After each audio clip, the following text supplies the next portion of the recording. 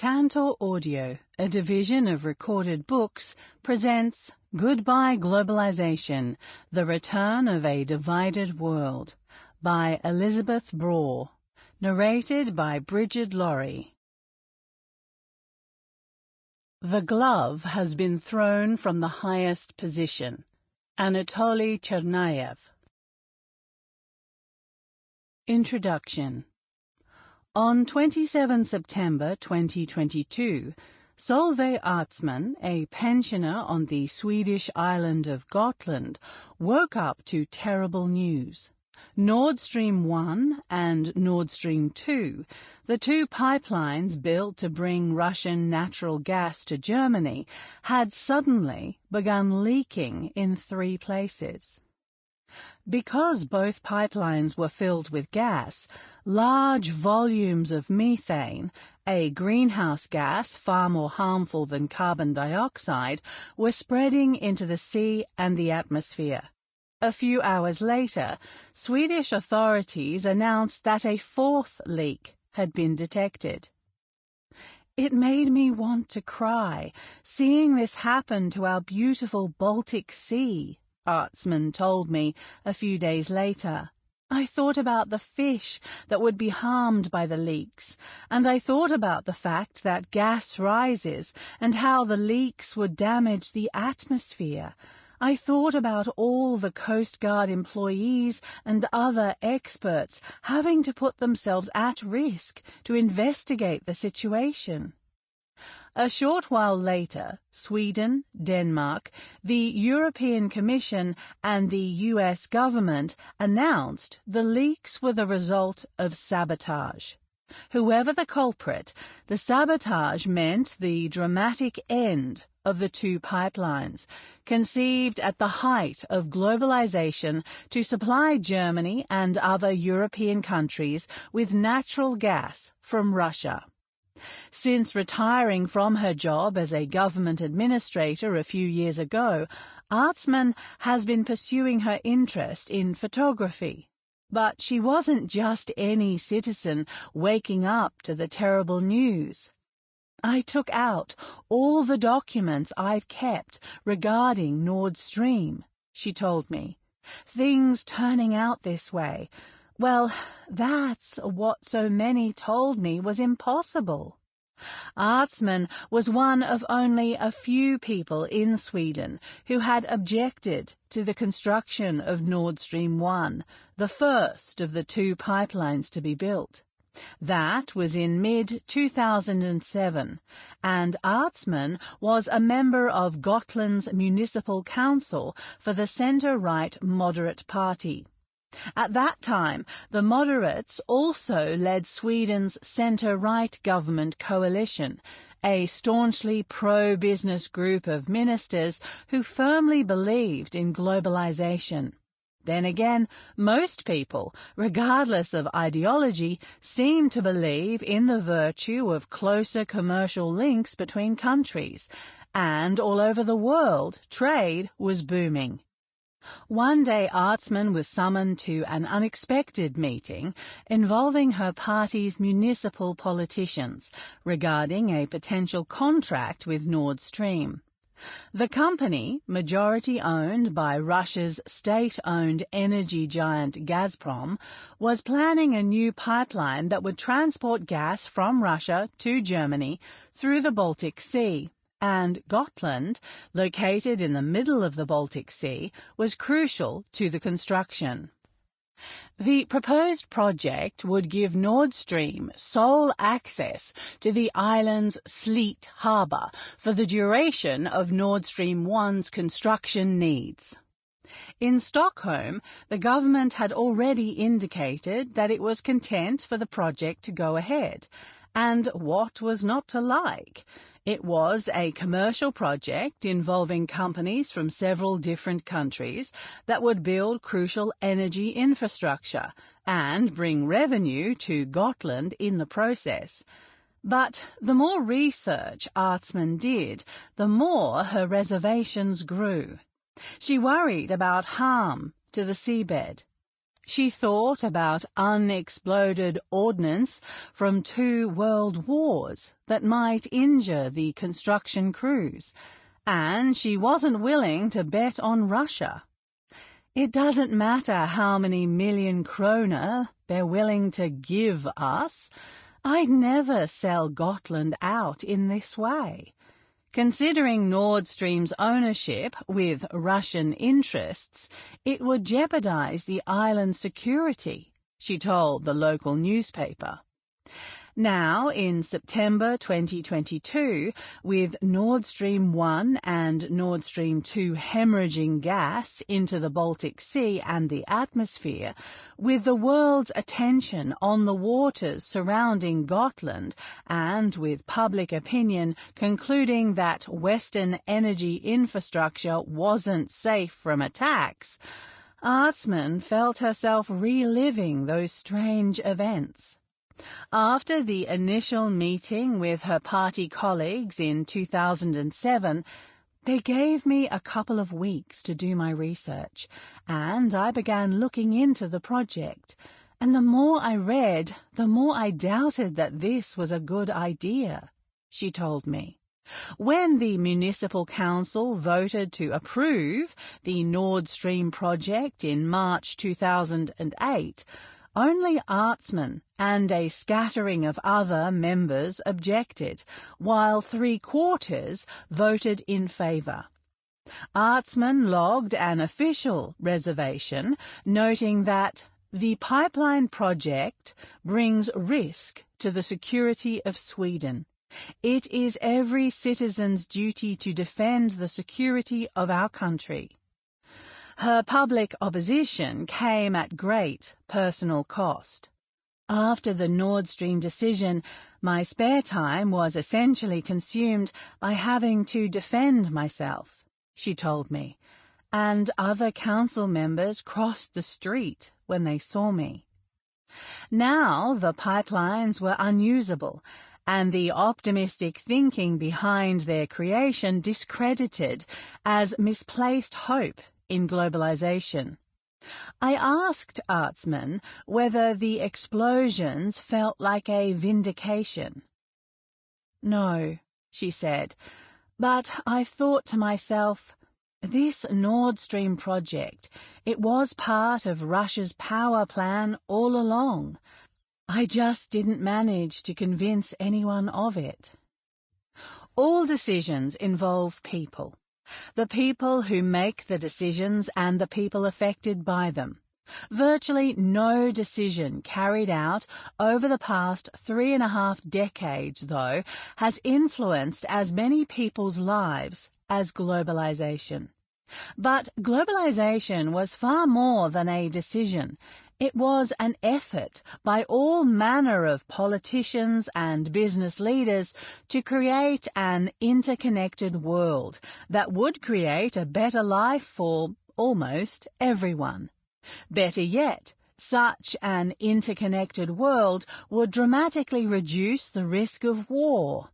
A country whose prosperity depends on well-functioning relations with other countries will have no interest in harming those relations, the thinking went. Even to its detractors, globalization felt unstoppable.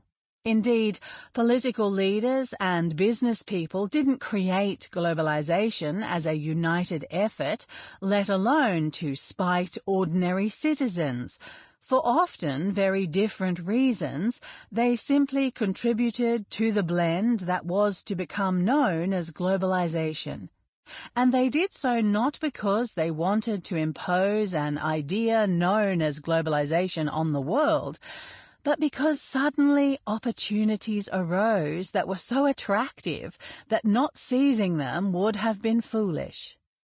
In the late 80s and early 90s, the Western countries that had been perfecting market economies thus went about exporting them to closed countries all over the world that had begun opening themselves up. It was an exhilarating time, with limitless opportunities for companies, cheaper products for consumers, and better relations between countries. Western policymakers even hoped that Western-style free markets would bring Western-style liberal democracy to the many countries now embracing capitalism. This revolution of combined hope and commerce touched almost every part of society. Ordinary citizens could buy consumer products at much lower prices, while workers found themselves part of global supply chains or had to find new jobs as their employers offshored. A whole generation has grown up knowing no world other than this globalized one. The cheerful 2008 Beijing Olympics, conducted under the motto "One World, One Dream," perfectly symbolized this harmonious state of global affairs. Countries seemed to get along, and if there was any ill will, it was towards the bankers who'd caused the financial crisis then ripping through the world. Yet, in 2023, Russia is fighting a war in Ukraine. The United States and China are squabbling over the very nature of their coexistence, and there's fear of war involving China. Two new blocs are emerging, and unlike the Cold War's two blocs, they're based less on military allegiance than on commercial fealty. Scores of Western companies, for their part, are swiftly trying to withdraw, at least partially, from the new front line. Even at the beginning of this decade, decision-makers were holding out hope that globalization would recover after it, too, was laid low by COVID-19. Instead, things got worse. This is the story of globalization's rise since the late 80s, its peak and accelerating demise, and why the demise may eventually bring about a better world. Globalization seemed destined to not just increase global prosperity, but also to minimize cracks and frictions. But instead of fading away, the cracks grew. Citizens remained unhappy, despite access to cheaper goods. Unfair business competition prevailed. Key joiners, Russia and China, became more authoritarian and aggressive rather than more democratic and peaceful. And on top of it all, climate change accelerated. Not even in tackling this existential global task did the globalized world succeed. Now globalization is retreating. The slow-motion separation will lead to turbulence in the short term, but it will also give countries, Western and non-Western alike, the opportunity to devise a better way of organizing our coexistence on this planet.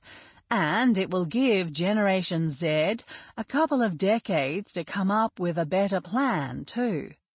The fracturing globalization is an opportunity to fix the things that were forgotten or neglected last time.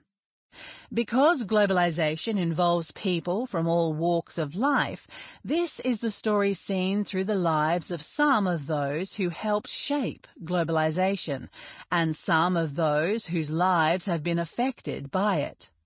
We follow Michael Treskov, whose international business career began in the 60s and rose along with the globalized economy, which he eventually surveyed as the powerful chairman, first of Ericsson, then of Unilever.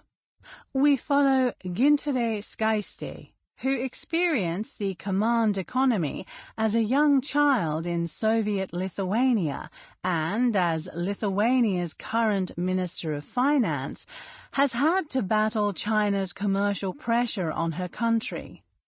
We follow Mo Ibrahim, who brought globalization's transforming technological innovation, the mobile phone, to large parts of Africa. We follow Russian economist Sergei Guriev, footwear executive Anthony Perillo, and John Speller, a British Member of Parliament representing a constituency that has been struggling since losing many of its factories. We follow Mike Turner, the chair of the House Permanent Select Committee on Intelligence, and a former mayor in America's manufacturing heartland, and Michael Cole-Fontaine, an executive who helped bring investment banking to China. We follow Maria Ohisalo, Finland's Green Party leader and Environment Minister. We follow other politicians, business leaders, and ordinary citizens too, and we meet members of Generation Z who have only known this globalized world. We follow the battle over Huawei. We experience the birth and sudden death of Nord Stream through the eyes of local residents. Yes, large volumes of goods still go back and forth between China and the West, but the belief in globalization is evaporating, and globalization is as much about faith as it is about money. There will be many future books about globalization's demise written from a Chinese or Russian perspective. I write from a Western perspective. Western politicians and business leaders were globalization's foremost champions as they set out to bring their free market system to newly opening countries. That makes following the experiences of some of the people on the front lines of globalization an exhilarating and instructive ride. I'm enormously grateful to the many people who have generously shared their time, recollections, and insights with me. I'm also very grateful to my editor, Joanna Godfrey, and to the people who read early versions of different chapters. Chris Brannigan, David Monero, Ilka Salonen, and Derek Scissors, and most especially Gerhard Wheeler, Sebastian Braw-Smith, and Timothy Dowse. Any errors are, of course, mine. Very special thanks, too, to Daniela Braw-Smith and Jeffrey Smith for their patience and unfailingly cheerful support. 1. The Big Bang. When Gintere Skyste was growing up in the 80s, her world was grey. People like me obviously didn't know much about the world outside our town or our country, she told me. But you could tell when someone had contacts in the outside world. We had relatives in the US, and they'd bring gifts for our family. It was always very colourful toys and clothes. You'd never see such colourful clothes in the Soviet Union. The outside world was everything outside the Soviet Union, where Skyste was born in 1981. Her parents insisted that the country the family lived in was called Lithuania, but officially it was the Lithuanian Soviet Socialist Republic, one of the Soviet Union's 15 member republics. Skyste and her parents had visited Lithuania's neighbours, the Estonian Soviet Socialist Republic and the Latvian Soviet Socialist Republic, and Skyste's family had even been to Moscow once. Apart from that, most of the world was closed to her. But, thanks to the colourful toys and clothes American relatives brought, young Gintere knew the world was different outside the Soviet Union. Across the border in the Latvian SSR, another girl was growing up in the same ocean of grey. One of my earliest memories is going to a grocery store with my parents and that most of the shelves were empty. Evita Burmistra told me. Every day at a certain time products were delivered to the store, and you had to stand in a very long queue to try to get them. Sometimes you were successful, but not always. Young Evita's grandmother, who lived with the family, kept pointing out that Latvia was once the world's leading exporter of butter and bacon, but such stories seem to be from a different world. Evita couldn't know that Soviet leader Mikhail Gorbachev was trying to reform his enormous country's economy. In 1987, the Politburo and the Supreme Soviet passed a new law that allowed international companies to do business in the Soviet Union. Few arrived, which was hardly surprising, since Soviet state enterprises had to be majority owners, and the Soviet bureaucracy seemed insurmountable. But by the summer of 1988, the first private banks were appearing, and by early 1989, the country was home to 150 private banks. A few months later, Gorbachev even invited the chairman of the New York Stock Exchange to come to the Soviet Union with a delegation of bankers interested in teaching the Soviets how to establish capital markets. Not long afterwards, Gorbachev made another attempt to attract Western firms, this time without the Soviet majority ownership requirement, and now companies responded in force. On 31st of January 1990, McDonald's triumphantly opened its first restaurant in the Soviet Union. By the beginning of 1991, a staggering 400 foreign-owned companies had registered themselves in the small Estonian Soviet Socialist Republic and many others in the Latvian and Lithuanian Soviet Socialist Republics. In Moscow, a 19-year-old mathematics student named Sergei Guriev was plugging away at economic models. After graduating from secondary school in 1988, he'd opted for mathematics, since mathematics students were less at risk of being conscripted for service in Afghanistan. Guriev needn't have worried about serving in Afghanistan. When the young Sergei reached conscription age, Gorbachev was beginning to withdraw Soviet forces from that disastrous war, and by the beginning of 1989, there were no Soviet troops left in the country. Gorbachev's reform of the Soviet Union, though, was not going according to plan. By the summer of 1990, all three Baltic republics had declared themselves independent. In October 1990, East Germany joined West Germany in the capitalist world. Poland, Czechoslovakia, Hungary, and other Warsaw Pact states held democratic elections and began transforming themselves into market economies. By September 1991, the weakened Gorbachev had granted the Baltic states their independence. Now things began accelerating even faster. By October, more than 1,100 Western companies had, for example, set up operations in Estonia, and nearly 200 others were registering in the new republic each month. Michael Trekov, a rising executive with the Swedish mining equipment maker Atlas Copco, was watching closely. There were unlimited countries to expand to, he said. If a country was too isolationist, you didn't need to bother with it because there were so many other ones.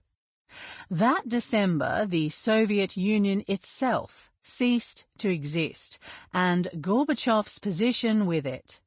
Now Russia and its newly elected President Boris Yeltsin represented what was left of the superpower. Across the Baltic Sea, a young executive had just returned from his first overseas posting.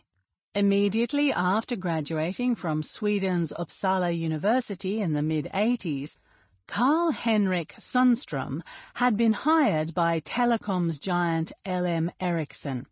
He was swiftly given the chance to work in Australia for a few months, and 2 years later the firm had dispatched him to Argentina as the chief financial officer at its subsidiary there. There were a lot of us young people who made careers very, very fast, Sundström observed. You started as a low-end manager and suddenly you started to rise because we were growing so much.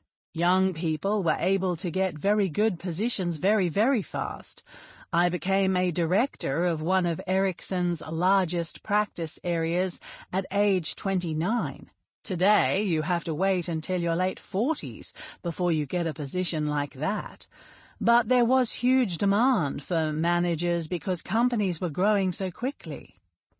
When Treskov began his career in the 60s, globalized business mostly meant precisely what Atlas Copco had been doing at home and in a few countries like the United States. Western companies importing and exporting between each other, including countries like Japan and Australia, located outside the geographical West. In his first job, Treskov had been dispatched for a while to France. Internationally ambitious companies like Atlas Copco sometimes went beyond those easily accessible countries, but that usually meant creating a local version of the home company in each country. Some Western firms even had contracts with Warsaw Pact states. In the 1920s, revolutionary leaders turned national leaders, Vladimir Lenin and Leon Trotsky, were so enamored with Ford that they imported Ford engineers and production techniques. The decade after, Ford produced more than 1 million Ford AA trucks under contract with the Soviet government. In the late 60s, Renault began making cars in Romania, and soon thereafter Fiat launched production in Poland and the Soviet Union.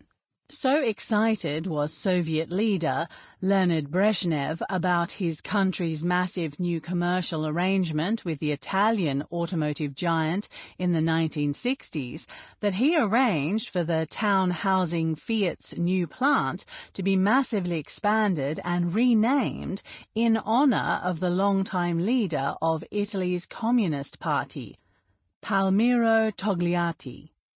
Some years later, PepsiCo struck a pioneering deal allowing the fizzy drink to be manufactured and sold in the Soviet Union.